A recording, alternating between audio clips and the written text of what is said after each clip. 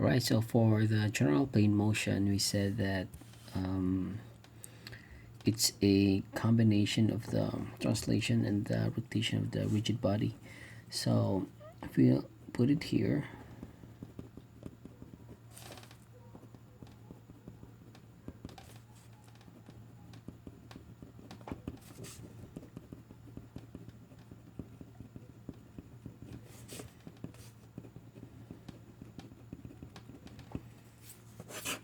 okay, so for example, we have a wheel of a car. So for example, here's your wheel.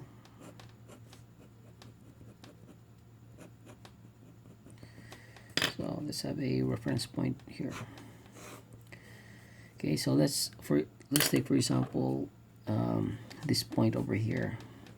So this is your first point, but as the wheel rotates along the road, then that point actually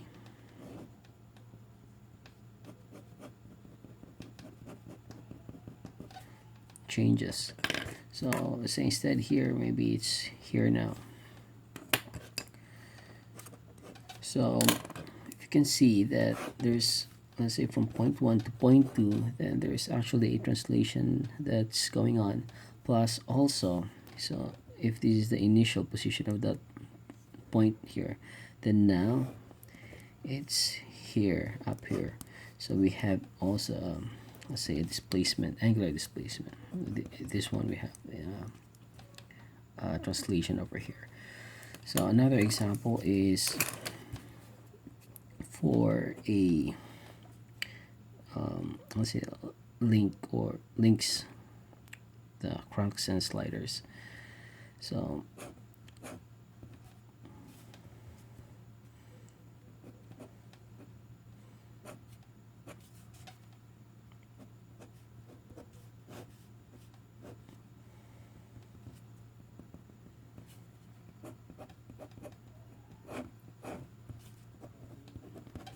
okay, so for example, we have a link over here and then a slider. So this one, the motion of this one is it just purely horizontal. So that's why we call that sliders. It's a link, but it's just doing a pure translation thing. So this one is also a slider, but along the vertical direction. And this one is the link that undergoes rotation, but not a complete rotation. So depending upon the geometry. So if it does not undergo complete rotation, then let's just say it's a lever. But if it undergoes full rotation, then that's what we call the cranks. All right, so for example, we move this one over here. So let's say it moved over here. Then what would be the second position? So it's like this. Because it moved here, then it has to go down. So this is now the position. So if we just look at this lever here, or the link, then we see that it has undergone both rotation plus also translations. Right, so these are just the two examples given because most of the problems that we will encounter involves something like a roller or a wheel, and then some problems involves these links or mechanisms, mechanism bars. So we have already methods. There are a lot of methods in solving the general plane motion of the various rigid bodies, and the textbooks, the references we have stated say like 3 methods, analytical solutions. But here in our class we'll just consider it. Actually, we'll just do one analysis, but let's just write them here. So absolute and then the relative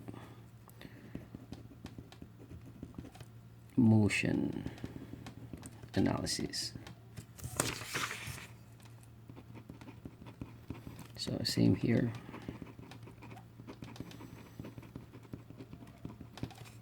Okay, so here we'll do the analysis for velocity and later on the acceleration. So how do you find the velocity of some points or the acceleration of some points?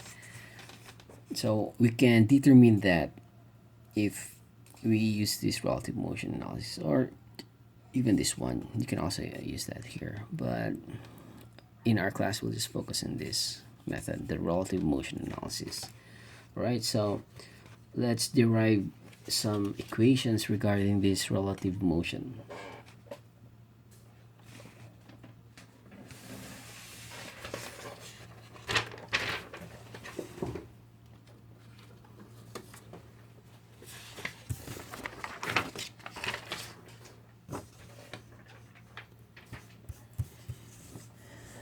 Okay, so this is relative motion.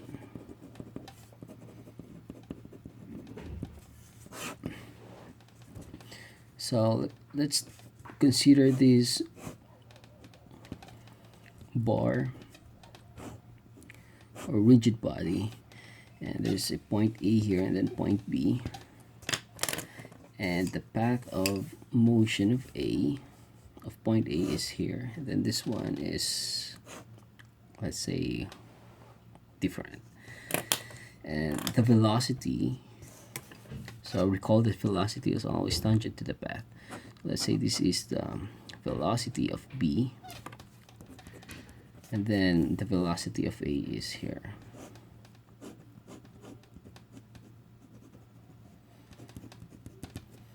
Okay, so it's like this. So this is your bar, and since it has a velocity of here and then there's a velocity going that way, so it's basically doing like this.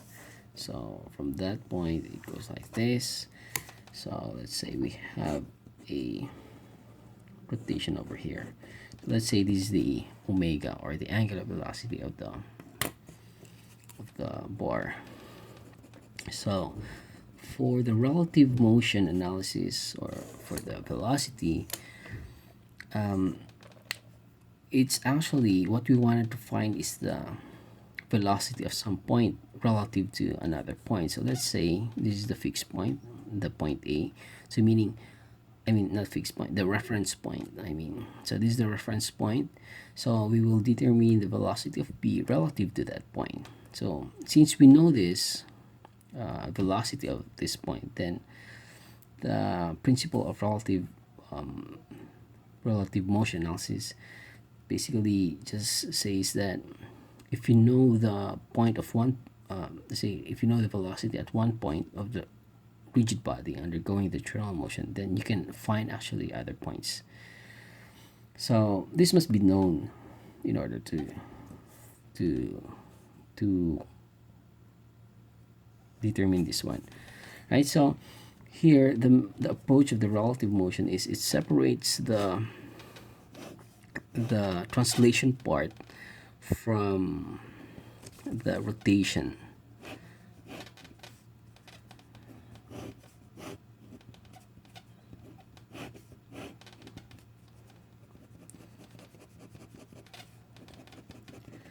Okay, so this is like this at an instant, what is the velocity of B with respect to A? So it's like copying this one here exactly.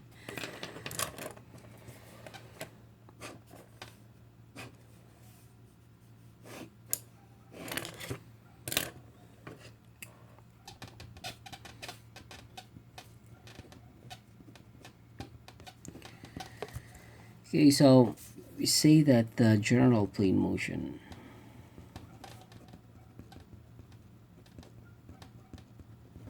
this is the translation is equal to the translation plus the rotation.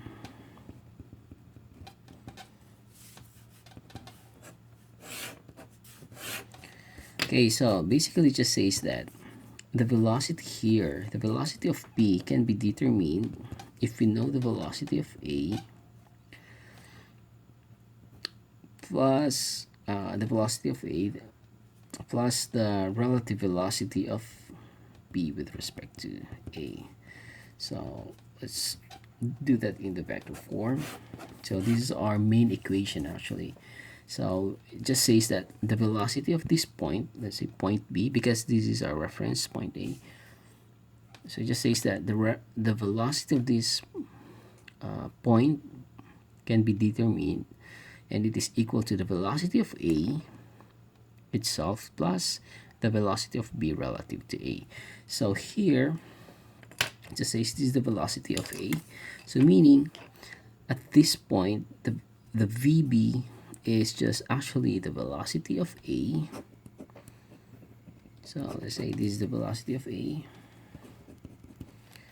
plus the relative velocity of B with respect to A.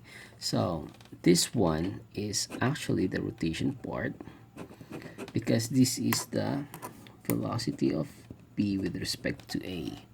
So meaning these are reference point.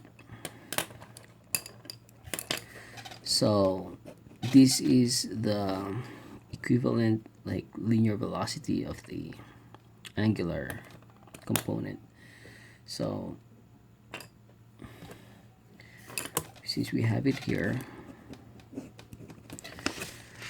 okay, so this one, the distance between A to B, or let's just say this one is R. So R sub B relative to A is just a position vector from point B, or let's say of point B relative to A. So you can actually write this one.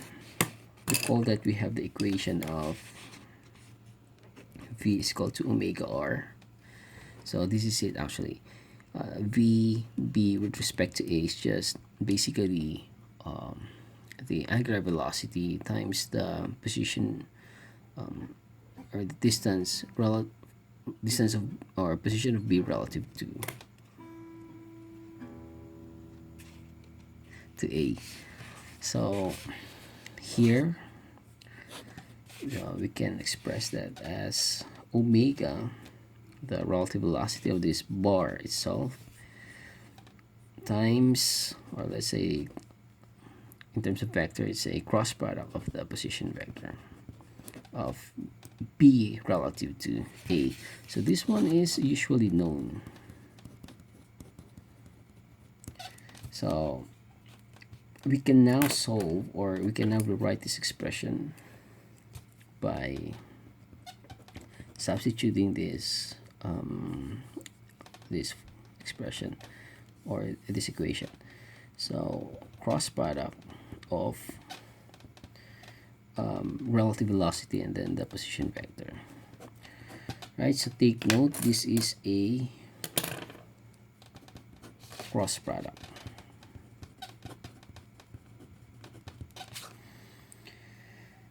Okay, so in we can also express this one, this working equation, in terms of scalar. And as I've said, there will be problems wherein we're gonna do the vector approach, or some problems just a scalar approach, or maybe both. But for vector approach, it really helps once the problem or the geometry is difficult to visualize. Then the vector approach, I think, is more systematic. Alright, so these is the equations for the relative velocity.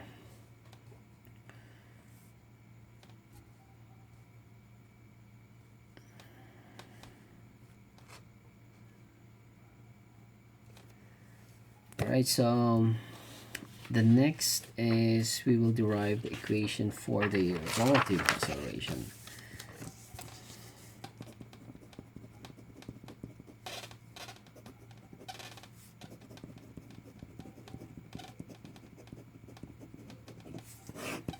So let's draw again the bar.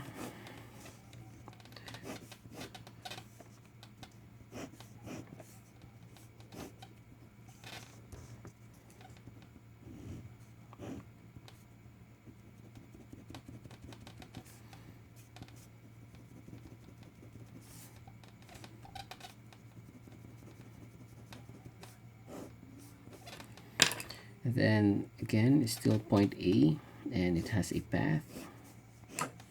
Then this one, a different path. So let's label that A.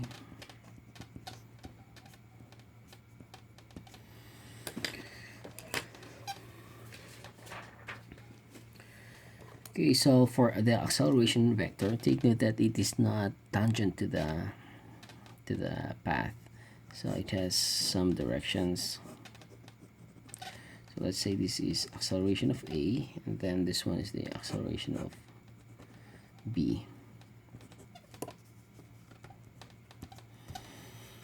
Okay, so we would want to know what's the acceleration of B with respect to A. So again, it's the basic principle of the relative motion analysis, that you can determine the acceleration or the velocity of some points, or let's say of a point, if you know the you can find the acceleration and the velocity of the other points, as long as you know the acceleration and velocity of one point in that rigid bodies. So in this case, we are trying to find the acceleration of B because we know this one. So it just says almost the same. It looks also the same as the equations for the velocity. It just says that the acceleration of B is just simply the acceleration of A plus the relative acceleration of B with respect to A. Okay, so for example, this is the acceleration of A, then we're just trying to move it here. We have this acceleration at A, and then here we have this relative acceleration. So this is A of B relative to A. So take note that this relative term, we have actually a component here. So recall that we have a normal and the tangential component. So this is the A sub n, and then this one is the A sub d. So please recall that. So in terms of this relative relative acceleration with respect to A, then we have these two additional terms, the tangential one and then the normal one. So meaning we can express this in terms of the tangential and the normal. So the equation here for tangential is alpha, the angular velocity cross product to the position vector. So this is the exact equation, or it's the same equation for V is equal to omega r, or let's say A is equal to, so this one is the velocity is equal to the omega r. So here acceleration, the linear acceleration, is just equal to this angular acceleration times the radius. So how do you convert this radian thing into, let's say, meter or feet? So we just multiply it by r. So this is it. This is essentially the same thing. But for the normal, recall that we have derived the equation that v squared over r and then w squared r. So this is the equation. Okay, so it's negative w squared r. Okay, so why is it negative? It's because if you see, this is the position vector from point A to point B. This is the position vector r sub b, or position of b with respect to a. So it's going this way, but the normal acceleration is pointing on the opposite direction to this, so that's why it is negative here. Right, so if we rewrite this, then a the acceleration of point A plus the cross product of this one, this is actually the tangential component, minus squared, omega squared,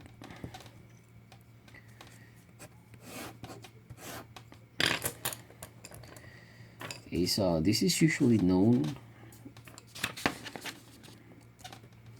and since this is the reference point, as a reference, and then this one is the tangential component, and then this one is the normal, and these two here, we call that the relative acceleration.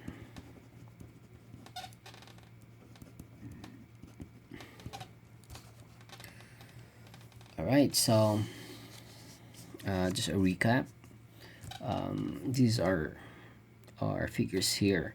So we can find the acceleration of b if we know the acceleration of at a by just adding the translation part plus the relative acceleration. And what's just new here is that the relative acceleration is actually composed of the tangential component and the normal component. So this is the expression, and take note, this is cross product in terms when we're writing it in terms of vector notations. So if we substitute this in the equation, then we got this expression. So basically,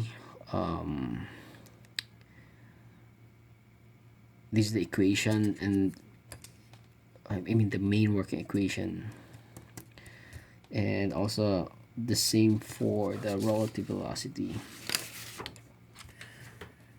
or sorry, relative velocity, not relative motion, relative velocity. Alright, so in the next video we'll be doing a lot of sample problems regarding this relative motion analysis for the rigid bodies. Alright, so see you in the next video.